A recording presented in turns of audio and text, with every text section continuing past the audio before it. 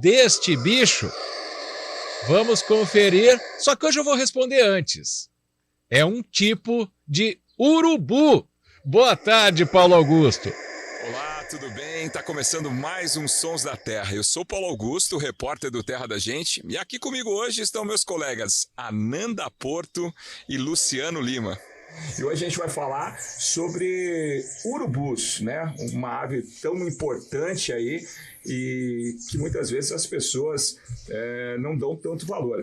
Recentemente o Luciano fez um texto, né, para o nosso site que eu achei muito interessante, que ele fala da importância do urubu, e o que eu mais achei legal nessa reportagem, Luciano, é que você fala a importância financeira do urubu. A gente, nesse texto, traduz, né, uma pesquisa que foi feita, me corrija, na Argentina, né, que os pesquisadores traduzem o valor de um urubu em dinheiro, né? Dá para se fazer isso, Luciano? Dá, exatamente. A gente tem aí essa questão, a gente fala muito dos serviços ecológicos, né, os serviços ambientais, então, produção de água, solo, as abelhas com a polinização e as moscas também são outro bicho super mal compreendido, são as moscas, assim como os urubus têm um papel importantíssimo na natureza.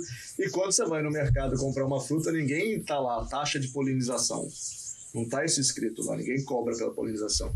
E os urubus aí desempenham esse papel fundamental, eles literalmente tiram a matéria orgânica da natureza, as carcaças. E esse estudo é muito interessante, vai na casa aí dos milhares, praticamente milhões de dólares, que se estimou quanto se gastaria para retirar essas carcaças de animais que os urubus tiram da natureza. E eles fizeram essa estimativa com números reais, porque, por exemplo, na Europa, a gente tem os abutres e os urubus não são parentes próximos, é um caso aí impressionante que a gente chama de convergência evolutiva. São animais que, por fazerem coisas parecidas, eles acabam se parecendo também com as adaptações. A função seria a mesma? Isso, a função seria a mesma, mas eles não são parentes próximos. Os urubus e abutres não são parentes próximos.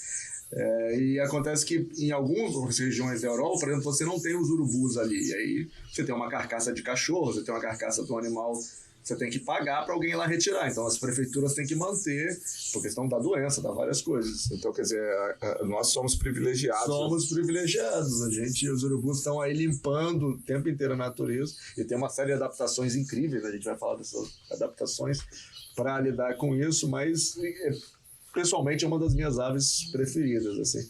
As pessoas sempre perguntam, se você quisesse ser um passarinho, que passarinho que você seria? Todo mundo acha que eu vou falar uma arpia, um beija-flor, eu sempre falo, eu queria ser um urubu de cabeça vermelha, um jereba. Por falar em urubu, né, existem mais de um, né? Eu ia até mencionar isso, né? Quando a gente fala em urubu, acho que a primeira imagem que vem à nossa cabeça é justamente o urubu mais comum, né? Que é o urubu de cabeça preta, hoje chamado de urubu preto. Mas existem 5 espécies aqui no Brasil que a gente pode encontrar, que é o de cabeça vermelha, que o Luciano falou, o de cabeça amarela, o da mata, que parece muito com o de cabeça amarela, às vezes pode confundir, e também o urubu-rei, que destoa aí um pouquinho dos outros por causa da plumagem, enfim, ele é todo diferentão mesmo. Mas a gente fala urubu pensando sempre em uma ave, mas só que a gente tem uma diversidade muito grande, né? E você falou isso, mas é porque o urubu também tem um voo particular, né? Por isso você queria ser um urubu, Luciano? O urubu tem como eles precisam procurar alimento, carcaças e carniça, que você não acha em qualquer lugar. Então, o urubu tem essa particularidade de conseguir voar. Algumas espécies voam centenas de quilômetros, literalmente, sem bater asa. O Tom Jobim, acho que a gente vai acabar voltando falando Tom Jobim algumas vezes ao longo desse episódio, ele era fascinado pelos urubus e ele tem várias aí metáforas e poesias que ele usa para descrever exatamente esse voo infinito do urubu. O urubu de cabeça vermelha, sempre que a gente está passarinhando com gente que está começando a observar aves, eu falo, presta atenção que ele não vai bater asa, a pessoa fica olhando. Falei, você vai piscar antes dele bater a asa. Aí a pessoa fica assim, a pessoa pisca e o urubu não bateu a asa ainda. E ele tem, além dessa característica, vive aí, né, voando pelo topo das montanhas. Eu sou fascinado em montanha também. Mas são aves também muito longevas. Então o urubu vive facilmente aí mais de 50 anos. Você tem registro de urubus de 60, 70 anos. Mas eu acho que é legal a gente trazer aqui, você já está falando algumas características que você gostaria de ser um urubu se você fosse uma ave, né? Que ele tem outras características assim, que inclusive inclusive você abordou na sua crônica, né? Uma é por que o urubu é preto, assim, tem toda uma questão por trás disso, né? Conta um pouquinho aqui pra gente, pra quem não leu ainda o texto. E aí eu queria que você emendasse isso, Lu, contando essa questão, por que esse urubu preto é preto, e também um pouquinho sobre essa questão de que os urubus não têm penas na região da cabeça, né? Porque muita gente fala, não é muito bonita, uma ave bonita, justamente porque não tem essas penas, mas ela tem um propósito também para não ter, né? Exatamente. Começando aí pela falta de penas, então você imagina que o urubu, ele é um animal que literalmente ele enfia a cabeça da comida, né? Você chega uma carcaça de cachorro, de vaca, um animal, uma anta. Então, quando o urubu ele bota a cabeça ali naqueles fluidos ali, você imagina que se ele tivesse pena na cabeça, que ele ia estar o tempo inteiro sujo. E se vocês observarem, é muito comum a gente observar as aves fazendo 3 comportamentos, basicamente. Primeiro, se alimentando. Segundo, voando. E o terceiro comportamento super comum, quando a gente está vendo as aves na natureza, elas estão sempre arrumando as penas. A pena, depois que ela nasceu, ela é um tecido morto. Ela não continua crescendo definitivamente, vai desgastando. Então a pena ela nasceu, a ave só vai trocar, a maioria dos passarinhos pequenos eles trocam de pena anualmente, mas as aves grandes, aves de rapina, os urubus, aves aquáticas, esse ciclo de troca de penas pode envolver 2, 3, às vezes até mais para trocar todas as penas. Então eles têm que cuidar muito bem das penas. Inclusive o urubu é uma das poucas aves que realmente toma banho. Você vê na beira do rio lá, o pessoal, tem uma carcaça de boi lá, um boi morto. Não, estão os urubus na beira do rio literalmente tomando banho. Então, cuidar das penas é uma coisa importante. Se você parar para pensar, os urubus, eles não conseguem bicar a própria cabeça, é impossível. Então, evolutivamente, eles têm essa adaptação, que é ter a cabeça desprovida de pena, que é muito mais fácil limpar, não fica grudada, não fica... Porque quando você tem a pena, a gente vai falar, aí entrando na questão porque o urubu é preto, você tem um grande problema, as penas vão se degradando e um dos principais, a ave tem piolho, todo mundo fala de piolho, o piolho de galinha não é o mesmo piolho que dá nos seres humanos. Na verdade, você tem espécies de piolho que são exclusivas de determinadas espécies de aves. Você tem uma coevolução entre os piolhos de pena e as aves, a ponto de que alguns piolhos só existem, muitos até, só existem em determinadas aves. Mas você tem um outro grupo de seres vivos que destroem, que decompõem a pena, que são as bactérias. Você imagina, se o urubu tivesse esses fluidos, todo esse tempo sujo, como é que é acumular a bactéria? Isso, de certa forma, tem a ver também com o motivo do urubu ser preto. O urubu, inclusive a gente tem o urubu preto, que a gente chama no português, o nome do urubu preto é um nome ruim, que a gente está falando que é o urubu preto. Porque o urubu no tupi, o urubu é a ave preta. Ave preta. Então a gente tá a ave preta. Tá reforçando. E aí você tem aí, é incomum, todos os urubus têm essa cabeça pelada, vamos dizer assim, careca, e além disso eles são pretos. E por que eles são pretos? Voltando para a pergunta da Nanda. Assim como nos seres humanos, a melanina, que dá a coloração preta, escura, ela confere resistência tanto aos raios UV, porque quando a gente está queimando no sol lá, você desenvolve ela e fica mais escura, que é uma proteção contra o seu próprio corpo, contra o sol.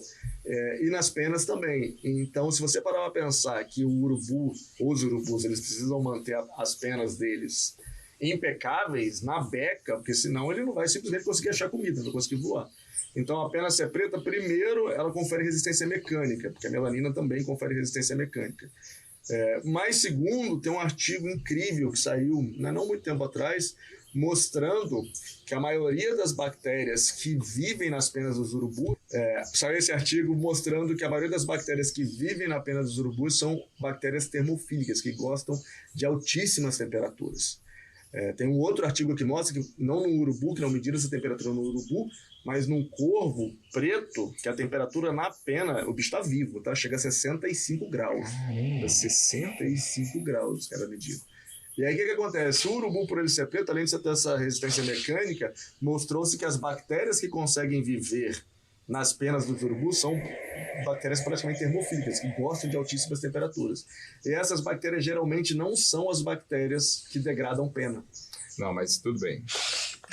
Vou ter que perguntar. Hoje eu vou... E o urubu rei, que é branco? O urubu rei ele é parcialmente branco.